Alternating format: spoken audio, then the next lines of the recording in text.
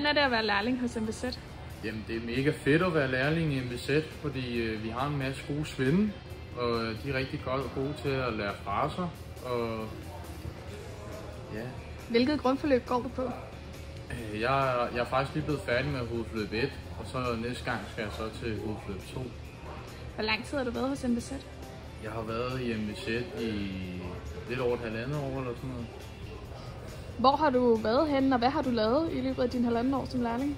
Ja, men de seneste halvanden år, så har vi været på noget, der hedder Svanholm Gods. Der har vi så lavet en kæmpe tagrenovering, skotrender og skiftet spær og renoveret dem og sådan noget.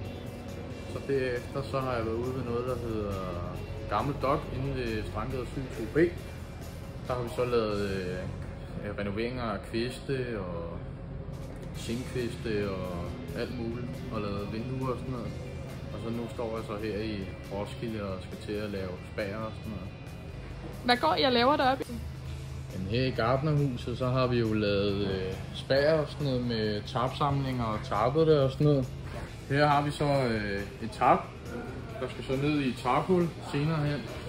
Og så når vi ligesom har sat det sammen, tarpen til tarphullet, så skal vi så sætte nogle dyvler i.